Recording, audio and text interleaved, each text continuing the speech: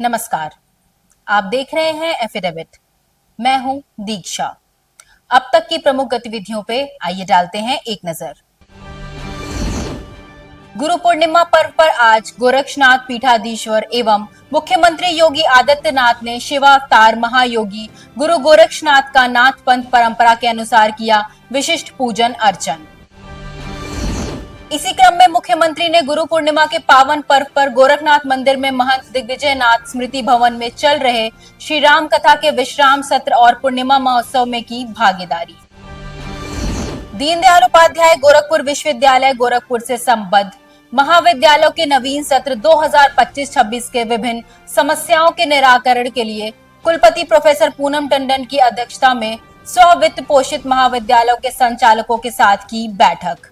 कहा, विद्यार्थियों की उपस्थिति और पठन पाठन की समुचित व्यवस्था सुनिश्चित करना है हम सबका दायित्व। और बांसगांव थाना क्षेत्र के ग्राम इटौरा में बाइक सवार दो बदमाशों ने धारदार हथियार से एक युवक की हत्या। और अब गतिविधियां विस्तार से। गुरु पूर्णिमा पर्व पर आज गोरक्षपीठाधीश्वर एवं मुख्यमंत्री योगी आदित्यनाथ ने शिवावतार महायोगी गुरु गोरक्षनाथ का नाथ पंथ परंपरा के अनुसार विशिष्ट पूजन अर्चन किया। इस अवसर पर उन्होंने अपने गुरुदेव ब्रह्मलीन महंत अवैधनाथ, दादा गुरु ब्रह्मलीन महंत दिग्विजयनाथ, योगी राज बाबा गंभीरनाथ समेत नाथ पंथ के सभी गुरुजनों का भी विधि विधान से पूजन अर्चन कर श्रद्धा निवेदित करते हुए लोक कल्याण के पथ पर मार्गदर्शन के लिए उनके प्रति कृतज्ञता ज्ञापित की। गोरखपुर प्रवास के दौरान गुरु पूर्णिमा पूजन के बाद गोरखनाथ मंदिर में आयोजित जनता दर्शन में मुख्यमंत्री योगी आदित्यनाथ ने लगभग सैकड़ों लोगों से मुलाकात कर उनकी समस्याओं को सुना और आश्वस्त किया कि सभी के साथ न्याय संगत कार्रवाई की जाएगी। मुख्यमंत्री योगी आदित्यनाथ ने गुरु पूर्णिमा के पावन पर्व पर गोरखनाथ मंदिर में महंत दिग्विजयनाथ स्मृति भवन में चल रहे श्री राम कथा के विश्राम सत्र और पूर्णिमा महोत्सव में भाग लिया। इसी क्रम में राजघाट स्थित गायत्री शक्तिपीठ पर गायत्री परिवार से जुड़े अनुयायियों ने विभिन्न धार्मिक अनुष्ठानों में भागीदारी की। गुरु पूर्णिमा का त्योहार जो होता है, गुरु के प्रति समर्पण और उनके प्रति त्याग का दिन होता है। हम गुरु के विषय में जानते हैं और गुरु पर श्रद्धा और विश्वास रखते हुए उनकी बातों को बताए हुए मार्ग पर जब चलते हैं तो गुरु का हमको अनुदान वरदान प्राप्त होता है। आज हम जिस रूप में बनाते हैं गुरु के रूप में, वो हमारे पंडित परम पूज्य गुरुदेव पंडित श्री राम शर्मा आचार्य जी, जिन्होंने 24 वर्षों तक 24 ला के 24 महापुरुषण किया और केवल छाछ और जौ की रोटी खा करके। दीनदयाल उपाध्याय गोरखपुर विश्वविद्यालय गोरखपुर से संबद्ध महाविद्यालयों के नवीन सत्र 2025-26 के विभिन्न समस्याओं के निराकरण के लिए कुलपति प्रोफेसर पूनम टंडन की अध्यक्षता में स्ववित्त पोषित महाविद्यालयों के संचालकों के साथ महायोगी गुरु गोरक्षनाथ शोध पीठ सभागार में बैठक की। बैठक में कुलपति ने महाविद्यालयों की विभिन्न समस्याओं पर विश्वविद्यालय प्रशासन से चर्चा करते हुए महाविद्यालयों के सुचारू संचालन हेतु सुझाव दिए। इस अवसर पर प्रोफेसर पूनम टंडन ने अपने संबोधन में कहा कि विद्यार्थियों की उपस्थिति और पठन पाठन की समुचित व्यवस्था सुनिश्चित करना हम सबका दायित्व है। एक्सटर्नल का लॉगिन और आईडी एग्जामिनर के पास होगा, कॉलेज के पास नहीं होगा। बिल्कुल इंटरनल का आपके पास और प्रैक्टिकल का कॉलेज के पास, क्योंकि ये कंप्लेन आती है एग्जामिनर ने कह दिया हम तो चले, कॉलेज ने अपने आप कर लिया। इस तरह की भी दिक्कत, तो ये दिक्कत रहे ही ना। इंटरनल की पावर पूरी उनको दीजिए आप, कोई एग्जामिनर नहीं भरेगा। एक्सटर्नल की पावर पूरी उसको दे दीजिए आप, दोनों के पास, ठीक है। ये मॉडिफाई करिए, बहुत जरूरत है जो आप बता रहे हैं इस तरह के।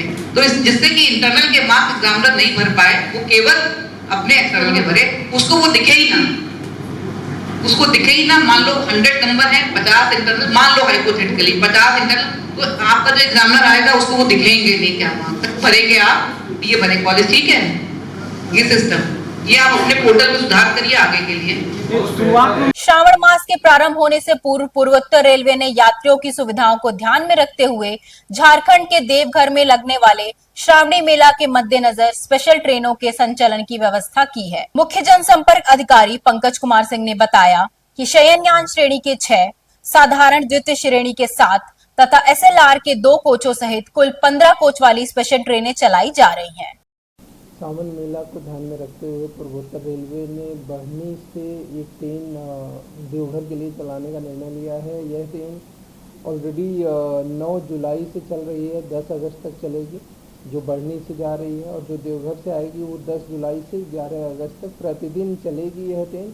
और अगर बढ़नी से बात करें टाइमिंग की, तो बढ़नी से शाम को बढ़नी से प्रतिदिन शाम को 17:30 पर प्रस्थान कर शरतगढ़, सिद्धार्थनगर, आनंद नगर, गोरखपुर, चौरी चौरा, देवरिया सदर, भटनी, मैरवा, सिवान, एकमा, छपरा, दिगवारा, सोनपुर, हाजीपुर, तेसरी, शाहपुर पटोरी, बछवारा, बरौनी, बेगूसराय, साहिबपुर कमाल, मुंगेर, सुल्तानगंज, भागलपुर, बरहट होते हुए बांका से 10:42 पर छूटकर देवघर 13 बजे अगले दिन पहुंचेगी।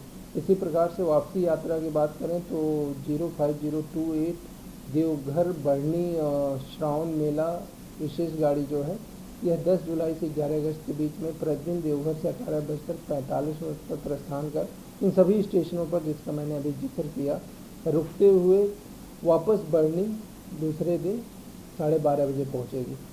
इस ट्रेन में शयनयान श्रेणी के 6, साधारण द्वितीय श्रेणी के 7 और SLR के 2 कोचों सहित कुल 15 कोच लगाए जाएंगे। इससे जो श्रद्धालु हैं जो इस क्षेत्र से काफ़ी संख्या में देवघर को जाते हैं उनको काफ़ी राहत मिलेगी। इसके अतिरिक्त एक जोड़ी ट्रेन हम लोग बनारस से भी चला रहे हैं, उसका भी लाभ यात्रियों को मिलेगा, जिससे कि लोग देवघर में दर्शन करने श्रावण मेला के विशेष अवसर पर जा सकें। बांसगांव थाना क्षेत्र के ग्राम इटौरा में बाइक सवार 2 बदमाशों ने धारदार हथियार से एक युवक की हत्या कर दी। मृतक की पहचान गजारी गांव के अनिल यादव के रूप में हुई है। मौके पर पहुंची बांसगांव पुलिस ने घटनास्थल का निरीक्षण कर साक्ष्य संकलन किया। पुलिस अधीक्षक दक्षिणी जितेंद्र कुमार ने बताया कि शव को पोस्टमार्टम के लिए भेजकर आरोपियों की तलाश शुरू कर दी गई है। ये थाना बांसगांव क्षेत्र के ग्राम गजारी से एक सूचना प्राप्त हुई थी कि पट्टीदारों में आपस में किसी चीज को लेकर विवाद हुआ, जिसमें एक पक्ष के द्वारा दूसरे व्यक्ति की हत्या कर दी गई। सूचना पर तत्काल पुलिस मौके पर आई और जब यहाँ जानकारी की गई तो पाया कि जो मृतक अनिल यादव सनोप स्वर्गीय बसंत यादव, ये लगभग 35 वर्ष की उम्र का है, जिसका अपने जो सगे पट्टीदार है सोहन यादव और मोहन यादव, उनसे विवाद था और आज उन सोहन यादव और मोहन यादव के द्वारा किसी धारदार भारी वस्तु से इसके सिर पर प्रहार कर इसकी यहाँ खेत में हत्या कर दी है और शव को पुलिस के द्वारा कब्जे में लेकर पोस्टमार्टम के लिए भेज दिया गया है। और जो मृतक की मां के द्वारा तहरीर लेकर उस पर अभियोग पंजीकृत किया जा रहा है। जो आरोपी दोनों अभियुक्त हैं उनकी गिरफ्तारी के लिए हमारी पुलिस टीम लगी है, जिन्हें शीघ्र गिरफ्तार कर लिया जाएगा। सावन मेले को सकुशल संपन्न कराने और यात्रियों की सुविधा और सुरक्षा को लेकर रेलवे पुलिस बल पूरी तरह से मुस्तैद है। एसपी रेलवे लक्ष्मी निवास मिश्रा ने बताया कि कांवड़ यात्रा को देखते हुए रेलवे के 2 थानों पर अतिरिक्त सुरक्षा कर्मियों की तैनाती की गई है। ये कांवड़ यात्रा से जो हमारे 2 थाने या चौकी सबसे ज़्यादा प्रभावित है, इसमें वाराणसी सिटी चौकी है, थाना मऊ की, इसके अलावा मनकापुर है, गोंडा की है। यहाँ पे हमने अतिरिक्त पुलिस बल तैनात किया है। इसके अलावा 2 चौकी ने औड़िहार और तुलसीपुर ने मांग की थी, उनको भी अतिरिक्त पुलिस बल दिया गया है। एक प्लाटून पीएसी हमें मुख्यालय से मिली हुई है, उसको हम इन जगहों पे भी इस्तेमाल करेंगे। इसके अलावा गोरखपुर के लिए गोरखपुर जनपद से एक प्लाटून पीएसी मिली है, उसका इस्तेमाल करेंगे। मेरे द्वारा इधर भी करीब 15 स्टेशनों में अतिरिक्त ड्यूटी लगाई गई है, जो वहाँ पे जाएंगे, ड्यूटी करेंगे और फिर अपने मूल थाना स्थान पर वापस आ जाएंगे। इसके अलावा करीब 38 स्कोर्ट हमने नए बढ़ाए हुए हैं और लगभग हमारी जो गोरखपुर विभाग से ट्रेनें गुजरती हैं सभी स्कोर्ट से आच्छादित हैं। हाँ, यात्रियों से क्या अपील करना चाहेंगे? यात्रियों से अपील करना चाहेंगे कि वो आराम से अपना कांवड़ लेकर के जाएं, जल चढ़ाएं, आएँ, कोई धक्का मुक्की ना करें। जब भी कोई महत्वपूर्ण ट्रेन आती है जिससे कांवड़ियों का मूवमेंट होता है तो स्पष्ट रूप से निर्देश दिया गया है कि वहाँ पर्याप्त पुलिस बल के साथ थाना प्रभारी मौजूद रहेंगे ताकि उनको चढ़ने उतरने में कोई असुविधा न हो। मॉनसून की दस्तक के बाद बुधवार की देर शाम हुई बारिश से लोगों को गर्मी से निजात मिली और मौसम खुशगवार हो गया। मौसम विभाग से मिली जानकारी के अनुसार जिले में कल लगभग 29 मिलीमीटर बारिश रिकॉर्ड की गई है। देखिए, कल जनपद में जो आज सुबह 8:30 बजे तक का जो रिकॉर्ड लिया गया है उसके अनुसार 29.4 मिलीमीटर पानी बरसा है और अभी ये वर्षा की जो संभावना है वो अभी आगे भी बनी रहेगी, लेकिन मौसम इसी प्रकार मतलब बीच बीच में धूप भी निकलता रहेगा और बारिश भी होती रहेगी। जो कि मानसून का जो ये टर्फ लाइन है, वो टर्फ लाइन जो है वो मध्य प्रदेश और थोड़ा उधर पंजाब की तरफ शिफ्ट डाउन किया हुआ है।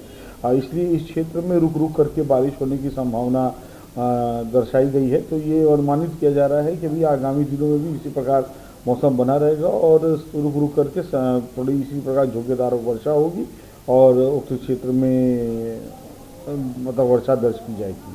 अभी तक कितना अनुमान बारिश हुई? देखिए इस समय तकरीबन 90 मिलीमीटर रेनफॉल हुआ है, जबकि अगर हम लोग औसत वर्षा की बात करें जुलाई माह में तो 323 मिलीमीटर औसत वर्षा पूरे जुलाई माह में रिकॉर्ड होनी चाहिए।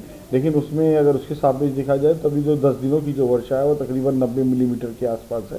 तो वर्षा थोड़ी इधर कम है, लेकिन यह संभावना है कि अभी आगे आने दिनों में जब वर्षा होगी तो फिर इस मौसम में औसत वर्षा को पूर्ण कर लेगा। और अब मुझे दीजिए इजाजत। देखते रहिए FNA अपडेट। धन्यवाद।